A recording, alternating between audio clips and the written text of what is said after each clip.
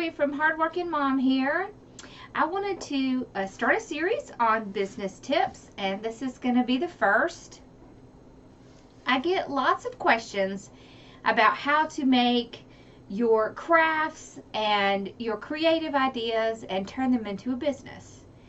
So I'm going to be doing videos to help you to turn your passion, whether that is making wreaths, doing crafts, coaching, being a life coach, making things that you're going to sell on Etsy or on your website. All of those things that you can use to get yourself out of your 9-to-5 job or help supplement your income. And I'm going to go through how you can start it. So I've been a CPA for many years, and I've started lots of businesses, both for myself and for others. And it really is not a difficult process. It's not something that you have to go out and have a lawyer or a CPA to do. It's pretty basic. So there's a few things that you need to know before you start your business. So the biggest thing that you need to know is that you need to go through the steps to be a legal business for various reasons. You don't want to get yourself in trouble with the IRS, and you do not want to get yourself in trouble with your state. And so it's very important that you go through the steps of actually creating your business and make sure you register it with the state and get a federal ID number. It's free to get a federal ID number. It's not difficult. So the first thing you want to do when you're getting ready to start a business is to do just a tiny little bit of planning. So you want to figure out what you want your name to be, and you need to do a little search on the internet and make sure that someone doesn't already have your name. So let's say that you make bath bombs and you want to start Susie's Bath Boutique. We're just making something up. So the first thing you want to do is you want to go on the internet and you want to do a Google search for Susie's Bath Boutique. If you don't see any websites that pop up, you don't see any Etsy shops that pop up, then you're probably going to be fine. So what you can do is take that name and then go to the IRS website, and I am in the description below going to put a link to my website where I have a blog post on this, and you can actually get the links from that blog post of where you need to go for the IRS. So you go and you look for the federal ID number application. It can be called Employer Federal ID. And you fill it out. You're going to put your business name in there, your name. As far as the IRS goes, it doesn't really matter if you are going to be saying that you are a single member or you're an LLC, which is limited liability company, unless there's more than one person. If it's just you, it's not going to make any difference. You can go ahead and pick sole proprietor. The IRS only allows you to have one LLC per lifetime, and they disregard it if you are a single member. So really, it doesn't make a lot of difference for you to stress about what type of company to set up. I would just set up a sole proprietor. After you get that done, and they issue your number, and it is a very easy system to use, the next thing you want to do is go to your state's website. Now I have a list on my website of links to all the different states and their Secretary of State. So the Secretary of State for every state is the one that issues the business licenses for the state. Now what you want to do is apply for a limited liability company. And the reason that you want to do this is because you are going to be putting yourself out there and selling either yourself as a service provider or a product. And when you set up a limited liability company, what that means is that you are limiting someone from being able to access your personal assets. They can only get to your business assets. So if God forbid something happens and you're sued, they can only go after your business, period.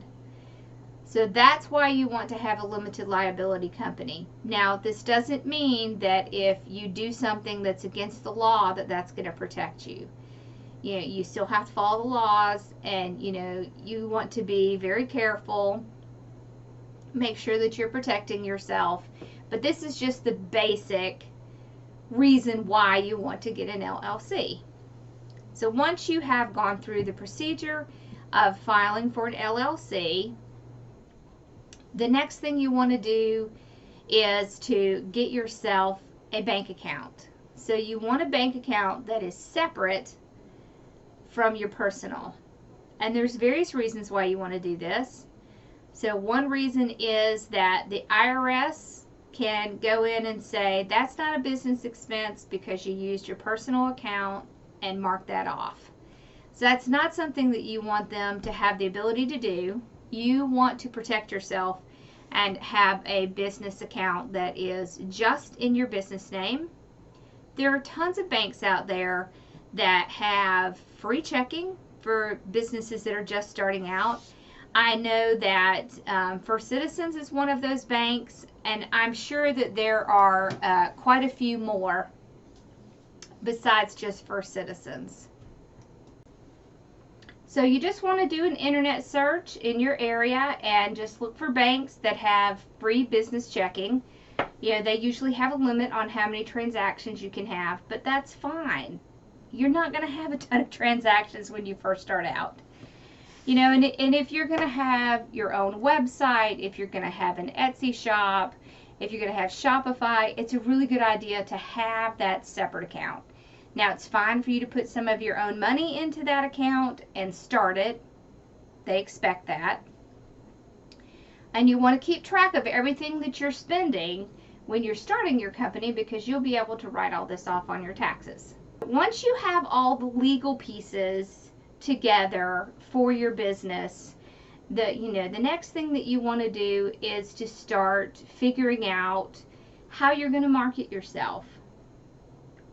So there's a lot of great places that you can go and start working on your branding. My suggestion is Fiverr. It's FIVERR.com, and you can get logos made there. You can get marketing materials made. You can get business cards made there. You can also go to Vistaprint. But you can find a really inexpensive person who does marketing for a living to make you a logo. And it may be $10 or $15. You just give them an idea of what you like, what you want it to look like. They're pretty quick. And when you're first starting out, you really don't want to spend a lot of money on, creating all this. So it's perfectly fine to go out there and start that. You can start a website for yourself. There's several out there that are very inexpensive. Wix has a free version, so that's a great one. There's lots of tutorials on Wix on how to set up a website. If you want to sell products, you can do it on Wix. Square has a really great website, and so does SiteGround. Those are all excellent. There's tons of tutorials on YouTube on how to get those started. And then the next thing you want to do is you want to either have a YouTube channel, a Facebook page, and you want the business version, or an Instagram account, a Pinterest account, or a Twitter account. So you want to start out with one of the major social medias, because that's how you're going to start getting customers. You want to share pretty often, because that's how you're going to get followers. So I will be talking more about how you can set up your website, how you can have an Etsy shop, some of the things that you need to do, ways that you can do your pricing, what you should do on social media. So I will be coming out with more videos on how you start off, where you start, what you do. I just wanted to start off the first one with telling you how you should set up your business. It's really important that you do this, and remember to keep your records separate. Yeah, and I can tell you that the IRS considers that if you have made more than $600 in a year doing something, it's no longer a hobby. So you really need to go ahead and make it into a business and be on the up and up from the beginning, because the last thing you want is for them to figure out that you have been running a business and you haven't gone through the proper channels. The banks all have to report to the IRS when people make deposits of certain amounts, so you just want to make sure you're protected. And let me know if there's a specific subject that you would like me to cover, because I would be happy to do that. And I will be putting out a lot more, so I look forward to trying to help you get your business going and giving you some tips and tricks along the way. So y'all have a wonderful day, and I will see you again soon. Thank you for watching. Bye-bye.